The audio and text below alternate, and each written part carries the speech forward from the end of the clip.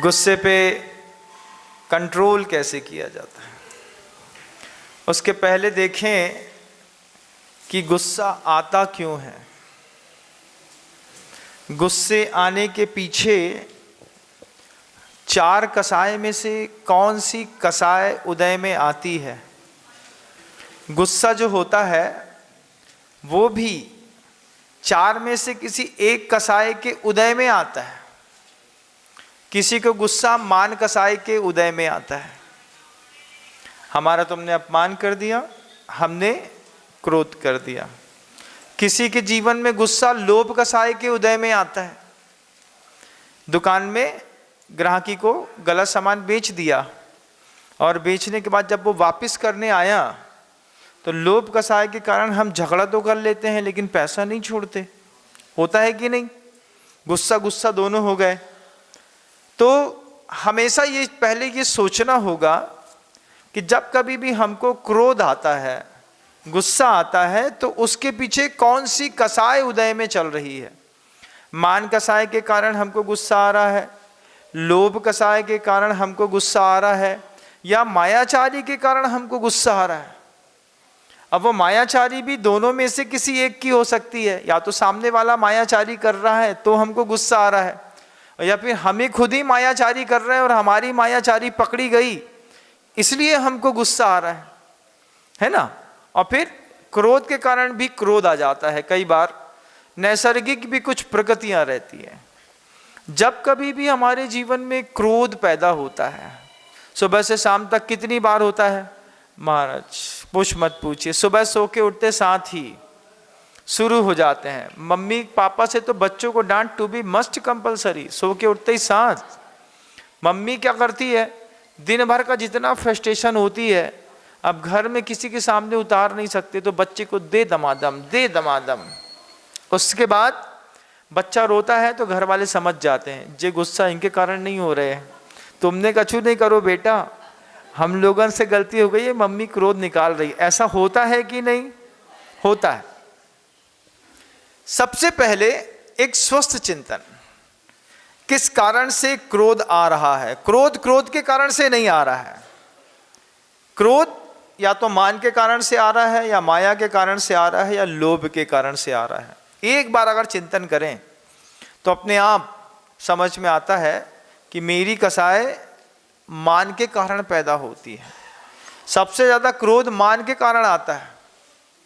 चोरी कर लो कोई दिक्कत नहीं है, पकड़ जाए तो मान की हानि होती है, फिर हम कैसे तमतमा जाते हैं। तुम लोगों को तो समझ में नहीं आता है, हमसे पूछो कितना सहते हैं हम, क्या क्या सुनना पड़ता है। तुम तो बस बैठ गए गणेश जी के जैसे। हमसे पूछो जिंदगी कैसी दूभर हो गई है, कितना सुनाते हैं एक मूल बात को बचाने के लिए। फिर दूसरी बात, गुरुदेव हमेशा कहते थे जैसे संयोग के मिलने पर तीसरी वस्तु पैदा हो जाती है, उस तीसरी वस्तु के विकास को कोई रोक नहीं सकता। अपेक्षा उपेक्षा दो ऐसी चीज हैं, इसके बीच में क्रोध पनपता है। बच्चे ने पापा से अपेक्षा करी कि आज हमारी शर्ट खराब हो गई, आप एक नई दिला देंगे, अपेक्षा करी। महिला ने अपेक्षा करी पति से, किस बात की, हमको बाहर जाना है, आज शाम को तुम साड़ी लेकर के ही आओगे। अपेक्षा की उपेक्षा जैसे हो जाए। शाम को श्रीमान जी घर में आए और घर में आते साथ ही वो ये बोल दें, अरे हम तो भूल ही गए। अब कितना एक्सपेक्टेशंस था, सुबह 10:15 बजे बोली थी कोई बात, एक ही काम तो बोला था तुमसे, उसके बाद भी तुम्हें याद तो होगा। और वास्तव में वो याद तो रहता है, लेकिन अपन जब झूठ बोल देते हैं, अरे हम भूल गए। वो जब भी कोई महिला कोई बात कहती है तो पुरुष को दिन में 4 बार रिमाइंडर उसका बायोलॉजिकल क्लॉक खुद लगाता है। उसने बोला था ये लेके आना लेके आना लेके आना। फिर अपन अपने अपने कामों में व्यस्त रहते हैं लोभ कसाय के कारण। एक इधर भी लोभ था, इधर भी लोभ था। शाम को आकर के थोड़ा सा झूठ का सहारा लो और क्रोध का ब्लास्ट हो जाता है। ऐसा ही जीवन में होता है, जहाँ तक मेरा निजी अनुभव कहता है। आगम ऐसा नहीं कहता, लेकिन मेरा निजी अनुभव तो ऐसा ही कहता है कि एक जगह अपेक्षा रहती है और एक जगह से उपेक्षा होती है तो क्रोध पैदा होता है। उस क्रोध में 2-3 तीनों कसाय में से कोई एक कसाय है। क्रोध कसाय के कारण क्रोध कसाय नहीं होती, लोभ के कारण क्रोध कसाय होती है, मान का सहारा लेकर के क्रोध कसाय होती है, मायाचारी का सहारा लेकर के क्रोध कसाय होती है। गुस्सा आता है महाराज, रोज आता है, तो पहले कभी शांत बैठ करके एक स्वस्थ चिंतन कर लो किस कारण से करते हैं। फिर दूसरी बात गुरुदेव बहुत अच्छी कहते थे, गुरुदेव कहते थे जैसे गर्भ में कोई शिशु आ गया, अब महिला भोजन करे या ना करे, उसके विकास को कोई रोक नहीं सकता। आप मिर्ची खाइए, आप नींबू खाइए, आप पराठा खाइए, आप ठंडा चावल खाइए, बासा खाइए, आप मत खाइए। मां के गर्भ में एक बार संतान आ गई, जैसे उस संतान के विकास को कोई नहीं रोक सकता, उसकी खुद की सामर्थ्य है। फिर हम धीरे धीरे मां के शरीर से अपने जीवनोपयोगी चीजें इकट्ठी करते रहेंगे और अपने आप को डेवलप करते रहेंगे। तो मां की बॉडी का अनसैचुरेटेड फैट जो होता है वो बच्चा धीरे धीरे अंदर ही अंदर लेना शुरू कर देता है, और लेते लेते लेते वो बड़ा होकर के 9 महीने में जब आता है, हाथ पे आता है, तो कितने कष्ट के साथ आता है। जैसे गर्भस्थ शिशु के विकास को कोई नहीं रोक सकता, ऐसे मन स्थिति कसाय को अगर एक बार पैदा हो गई तो कोई रोक नहीं सकता।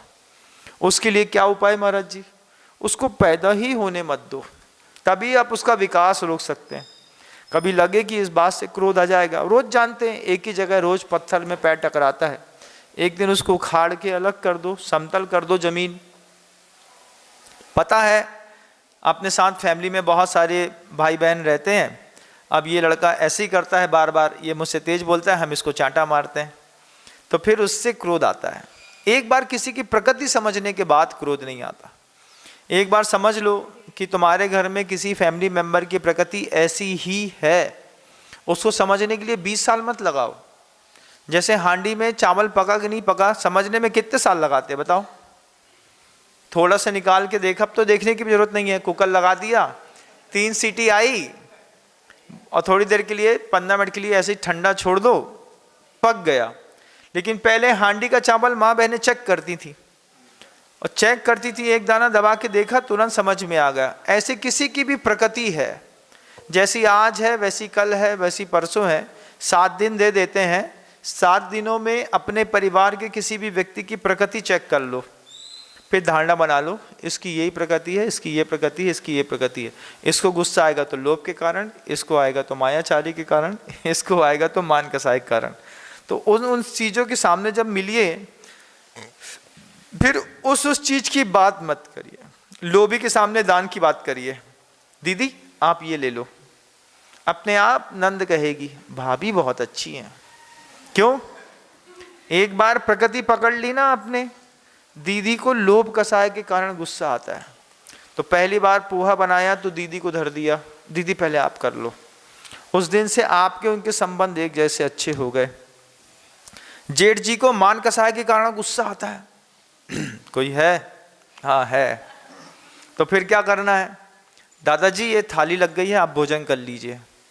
पहले से 5 मिनट पहले क्रोध के काम खत्म हो गए। फिर आदमी कुछ दिनों बाद अपने आप सोचता है कि घर में इतना सन्नाटा क्यों है भाई, अपने घर में झगड़ा क्यों नहीं होता। तो फिर प्रकृति के कारण कोई भीड़ बैठे सो बात अलग है, नहीं तो जब कभी भी क्रोध आता है तो क्रोध 3 में से किसी एक कसाय के उदय के कारण आता है। और हर परिवार में, प्रत्येक परिवार में हर व्यक्ति की प्रकृति अलग अलग है। यदा कदा ऐसा होता है कि एक परिवार में एक ही प्रकृति के 3 लोग मिल जाएं। 3 मानी एक साथ नहीं रह सकते, 3 लोभी एक साथ नहीं रह सकते, 3 मायाचारी करने वाले एक साथ कभी रह ही नहीं सकते। तो हर व्यक्ति की प्रकृति एक ही परिवार में थोड़ी थोड़ी ऊपर नीचे होती है। फिर आपकी प्रकृति से किसी की प्रकृति टकरा गई, हमारे मन के अंदर भी लोभ था, इसके मन के अंदर भी लोभ था, तो बीच में तो क्रोध पैदा होना ही है। तो ये तरीके हैं एक साइकोलॉजिकल। पहले हम अपने आने वाले क्रोध का अन्वेषण कर लें। एक बार अगर ये बात समझ में आ गई, और दूसरी बात ये समझ में आ गई कि गर्भस्थ शिशु का जैसे विकास नहीं हो सकते, ऐसे मन स्थित किसी भी कसाय के परिणाम के विकास को आप रोक नहीं सकते। 9 महीने के बाद जब वो हाथ में आता है बालक, तो कितनी पीड़ा दे करके आता है।